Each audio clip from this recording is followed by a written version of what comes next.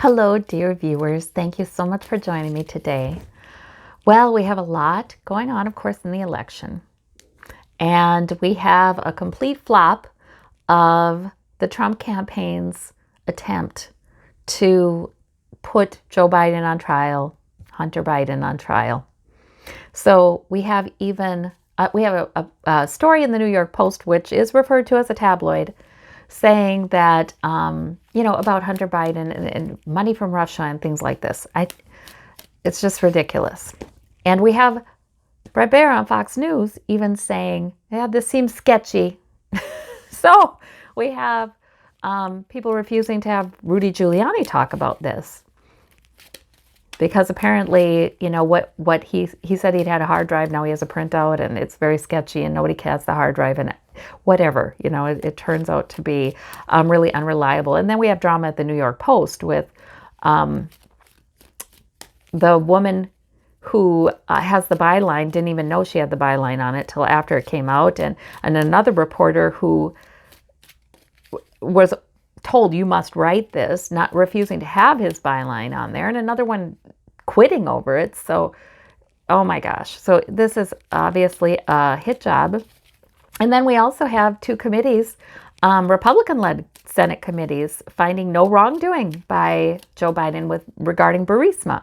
So I remember when I read about Joe Biden and his campaign, and I would get this King of Swords, and I would think, oh, they're going to cook up some kind of investigation into him. Oh, I wonder what it's going to be.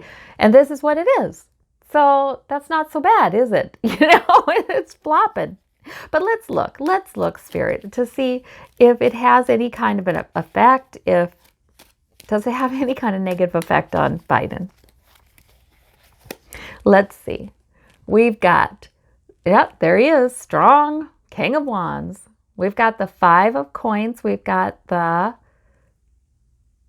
Knight of Cups. So the Five of Coins, I feel like, he still makes a good impression with the Knight of Cups. The Five of Coins is those who already have felt shut out in the cold by the Democratic Party, because, he has to deal with the fact that he has been part of the establishment for all these years. And during those years, a lot more people have fallen into low income and even into poverty. The gap between the rich and the poor has gotten greater in those years. So he has to deal with that. So I think for those who already, felt disenfranchised, they'd be more apt to believe it. They'd be more apt to say, yes, it's all corruption in government. And less so there you go. But I feel like, largely he remains an attractive candidate for Democratic voters. So, and not perfect. Yes, me personally, yeah, I would have liked a more progressive candidate. But when we see the alternative, he looks pretty good and he starts looking better every day. So let's see about, does it take any votes from him? Does it end up taking any votes from him? The Seven of Swords, the Hope card. He should be hopeful that what's happening is the scheming is it is indeed backfiring on the Trump campaign. This is not helping them at all. It just seems like there's a lot of dirt in the Trump campaign. In fact, the press are really going to be digging in now. The journalists, the investigative journalists are really going to be digging into how this happened. And it's going to look worse because Rudy Giuliani committed crimes in this. That's what I'm hearing anyway. That's what I'm hearing psychically anyway. Let's see. We have the Knight of Coins. Again, he's the foot soldier. We have the Three of Wands. It'll come back to haunt him. We have the Page of Wands. Yeah, he took the opportunity. He wants to ingratiate himself to Trump. He must think this is going to pay off for him. But I think it's going to pay off in the wrong way. So what is Rudy Giuliani thinking it's going to do for him to be so close to Trump? Ten of Swords. He thinks it'll help him hang on to money. Yeah, he's in it. I mean, his whole career is in it. He wants Trump to keep on riding high in riding in the White House. I don't know if it's riding high. He rides low in the White House. His popularity is always so low, but he wants to keep on in the Trump era because he wants to hang on to his money. So he sees a lot of loss for himself. Okay, and there's the tower, but look at there's the tower and the tent. He also, oh, of course, he's willing to do anything to delay devastation, sudden devastation, because he knows he could get into legal trouble. So there it is. The reason I feel like so many folks end up helping Trump to the bitter end, because they feel like, okay, I'm in danger. I am now going to lose as much or maybe even more than Trump if Trump fails. So that's what's going on with Rudy. All right. Well, I wanted to look at the election. Okay, so there's a lot of early voting, and most of the times it seems to be favoring Democrats. Not all the time. In some states, much of the early voting was more of it was Republican than Democrat. So I mean, it's but that's just, it depends upon who's doing the early voting, right? I don't know if everybody's aware, but in all of the assisted livings, nursing homes, they get help to vote. I think there's probably rules on how much help they can get, but it's all brought to them and everything, and they get help to make sure they send it in and everything. So that some of that early voting could be that. College campuses should have that same amount of help, shouldn't they? But that's just me. Anyway, let's see. How's it going, Spirit? How is it going? Who is it favoring? Well, we have the Page of Coins. We have okay, that's what I was going to talk about. The King of Coins is favoring the King of Coins. It's favoring, okay, so the very wealthy are going to be just fine in this election cycle. All right. And then we have the King of Cups. Oh, so there's some of Putin's misinformation sending some of those folks to the polls, though, too, like on fire to get to the polls. Oh, so they must be, and I can't, it's hard to blame it all on Putin and his troll. Well, yeah, that's where it started, yes. But there's plenty of Americans that have willingly distributed this stuff. Let's see. Apparently there must be stories out there that you've got to do early in-person voting because there's going to be something, well, yeah, Democrats are rigging it. There's going to be something preventing you from voting on election day or something like that. So that's also having an effect on sending some Trump supporters to the polls. But I do see, security and stability. And maybe that King of Coins is not only about very wealthy people, because we do have like Warren Buffett not necessarily endorsing Joe Biden, but Joe Biden and him having had a conversation that's referenced on Joe Biden's website about wealthy paying more taxes, a greater percentage of taxes, and America leading the way in strengthening democracy. So that's all nice. But I think that King of Coins is also about stability. It's about stability. Many people are going into the early voting simply to try to regain some stability in our nation. And so that is a good thing. So that means I feel like it's overall more Democrats than Republicans, but there's still, because that came out first, security and stability came out first. But there's still Republicans benefiting from early voting too.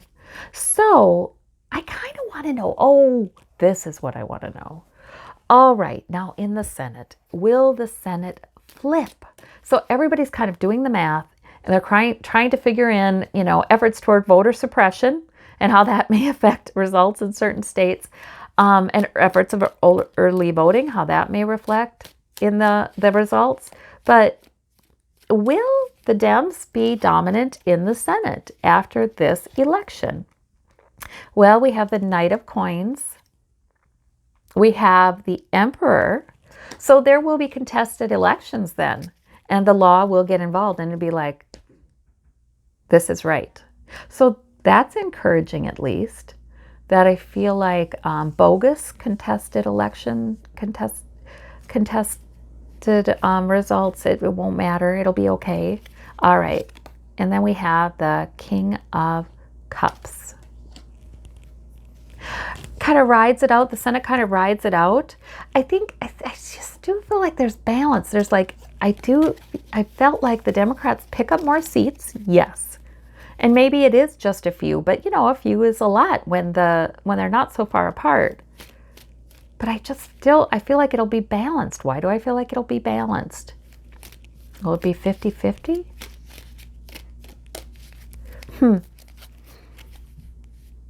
And then I feel like I do get reminded by that Knight of Coins that there's a lot of steady work to be done yet, though, because we know that even if the Democrats pick up more seats, there are some Democrats who will vote with the Republicans on certain issues.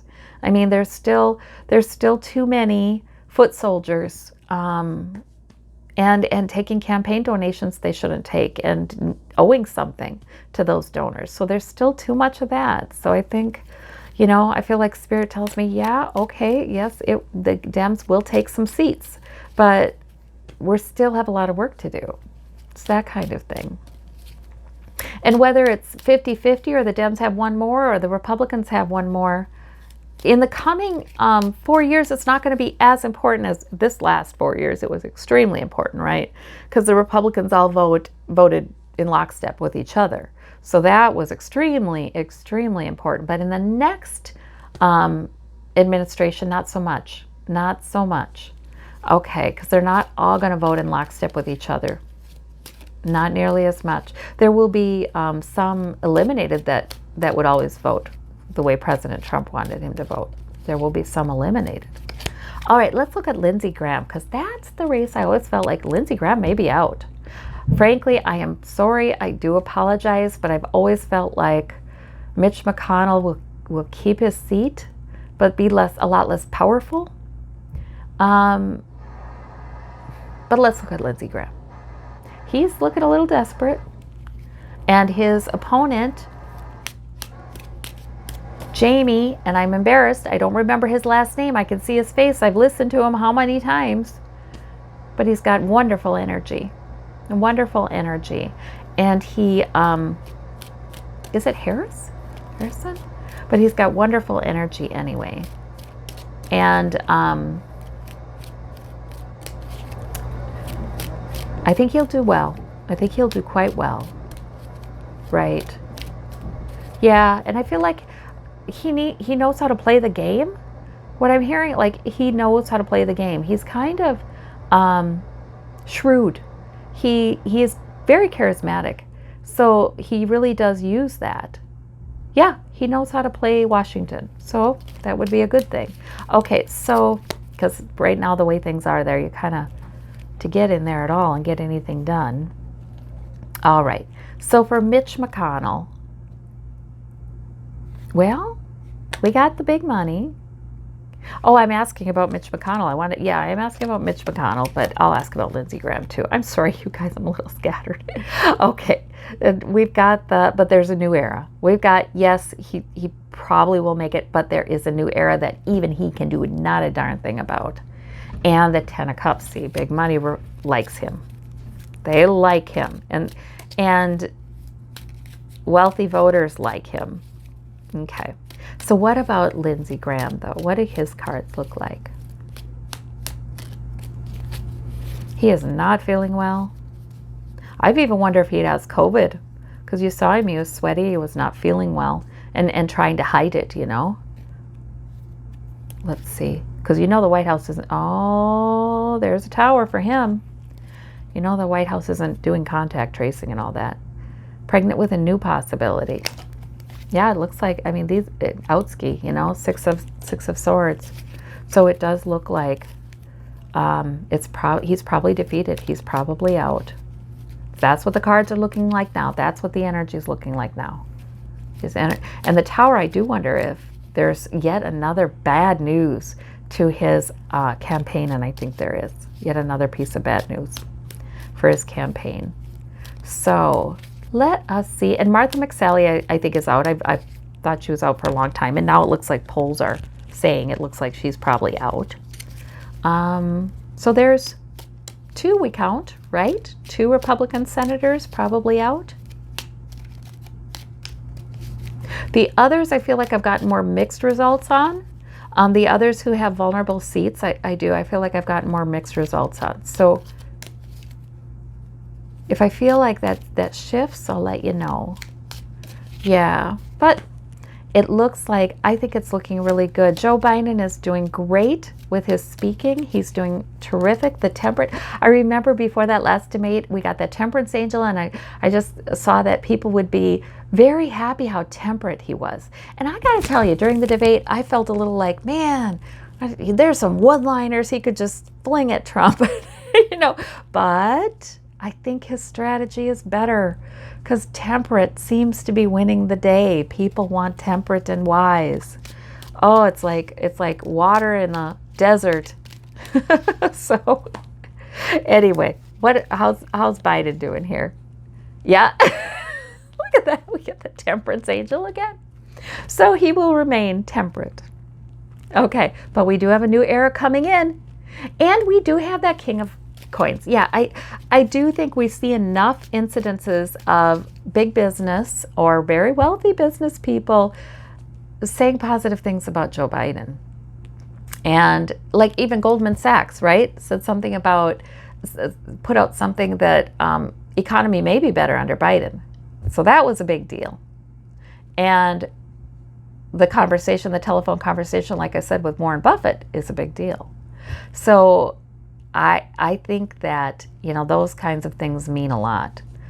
Because we talk about, you know, when you look at Wall Street projections and, you know, the very wealthy, very interested in Wall Street,